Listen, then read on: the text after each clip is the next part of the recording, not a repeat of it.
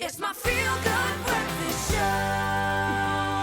Welcome back, you beauties. Thank you so much for joining us. There is a reason why I am beaming from ear to ear. Motorsport enthusiasts have been looking forward to this coming day for months, possibly even years, and it's only 1 week away. Formula E will take to the streets of Cape Town, our streets, on the 25th of February, and will be the first Formula E race in sub-Saharan Africa. So for the uninitiated, Formula E is a global motorsports championship, a phenom featuring single-seater electric vehicles that go ridiculously fast. And the championship was launched back in 2014 and has now grown to become undoubtedly one of the most exciting and innovative forms of motorsport and very much the tip of the spear when it comes to electric. And co-founder and chairperson of the E-movement, who is also beaming from ear to ear, Ian Banner, is with us this morning to chat about, I don't even know what to call this, Ian, a festival of motorsport. It's a race. At its core, it's a fast, intense, hardcore race on the streets of Cape Town. My buddy, do I even need to ask you how excited you are? Congratulations, it's here. How are you feeling? Graham. It's a lovely moment for South Africa. And I can tell you that's a lot of my motivation in doing this was to do... I'm tired of people complaining in this country. Let's make a difference. If everybody just gets out of bed and does one little positive thing every day, I promise you this country will change in a heartbeat. So that's what this is about. It's a movement for good because behind it all is Go Green Africa, which I'm launching next week. We'll talk about that another time. But the race is a celebration. And as you say, it's the pinnacle of motorsport. People don't realize, when you've got McLaren and Maserati and Porsche and Jaguar et al., and I'm talking about the team principals that go to Formula One are here too. It's very exciting. Because the time is now. I know the electric conversation in this country is normally very different. When I joke about this being the tip of that electric spear, the world has changed. Why is this the perfect time to do this in Cape Town? Why is this so beneficial for us? Well, I think firstly, we've had to build an enormous amount of infrastructure, and that infrastructure has resulted in job creation. Just a quick example. I had to get barriers and fences built over the Christmas and New Year period. Now, one barrier weighs 4.3 tons. It's a process. That means you've got to get materials in before the Christmas break. People shut down in the construction industry.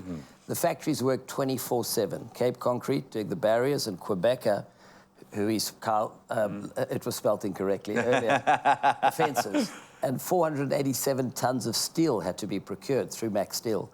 I was very excited. I went to thank every single worker at both Cape Conchas and Quebecer for their amazing commitment. And I learned that at Quebecer, 70% of the employees had been laid off because of a lack of work, who were re-employed, worked through Christmas and New Year, and were able to put food on the table for their families. So for me, those are the backstories. It's a human story, that really motivate me. But of course, we're talking now about the presentation of Cape Town. And I don't have to ask you, people say to me, why Cape Town? I say, well, if you were making a call, where would you put it? Where else? If you want to showcase in Africa, the mother city does it all.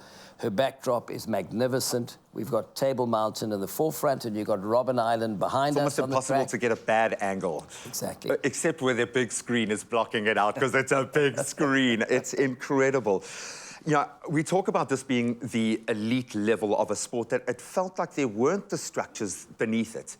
Now they are. Now the global interest within motorsport is split between combustion and electric in a completely different way. What do we need to grow the sport here in South Africa? I want to see kids driving these ridiculously fast cars in a few years. How do we get that? Well, I think to start with, we need to create jobs by actually assembling or manufacturing e-vehicles in this country. Commercialize. There's every reason to do it. Just in the Cape, I've identified a latent demand for 8,900 bakkies from the City of Cape Town, Western Cape Government and Eskom, who have passed resolutions to say by 2025, X amount of their fleet has got to be green, be electric.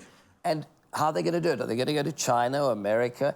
No, we can go to Atlantis and we can assemble. It's set, it's a green zone, all the necessary permissions are there.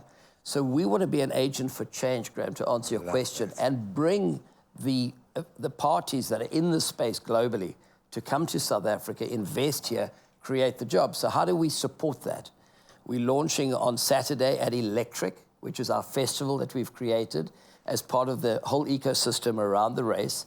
where cars, bicycles, one-wheelers, scooters, skateboards are going to be in evidence, charging solutions. We will be launching Formula Student Africa. Yes, please. What is that? 6 universities have already signed up. We've got Warwick from the UK, bringing the entire racing team, the engineering professor to help lay a blueprint so those kids or young adults can build a car for next year to enter into a competition, promoting e-mobility skills. I love it. Here I'm wanting a champion driver. We're going to have a championship-winning team producing their own cars and drivers for generations to come. I want to remember this moment because I'm feeling this is a tipping point and it's going to inspire, at the very least, not just motorsport fans, but every South African about what we can achieve when we hit the perfect note. And this is going to be spectacular. Ian, congratulations. Keep sharing the love. If you're a motorsports fan, how do you feel about Formula E coming to the Mother City?